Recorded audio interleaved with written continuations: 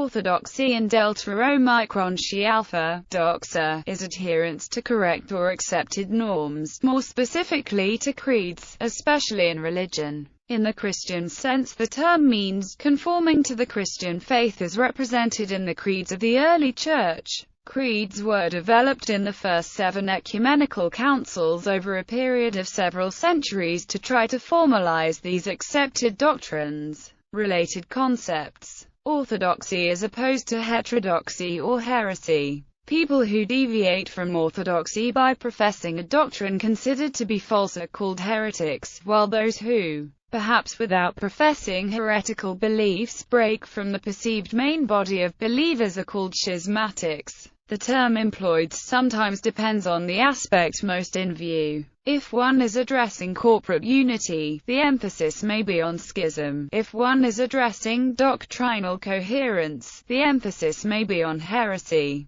A deviation lighter than heresy is commonly called error, in the sense of not being grave enough to cause total estrangement, while yet seriously affecting communion. Sometimes error is also used to cover both full heresies and minor errors. The concept of orthodoxy is prevalent in many forms of organized monotheism. However, orthodox belief is not usually overly emphasized in polytheistic or animist religions, in which there is often little or no concept of dogma, and varied interpretations of doctrine and theology are tolerated and sometimes even encouraged within certain contexts. Syncretism, for example, plays a much wider role in non-monotheistic religion. The prevailing governing norm within polytheism is often orthopraxy rather than the right belief of orthodoxy. History. The earliest recorded use of the term orthodox is in the Codex Iustinianus of 529 to 534, but heterodoxy was in use from the beginning of the 1st century of Christianity. Following the 1054 Great Schism, both the Western and Eastern churches continued to consider themselves uniquely Orthodox and Catholic. Over time, the Western Church gradually identified with the Catholic label and people of Western Europe gradually associated the Orthodox label with the Eastern Church.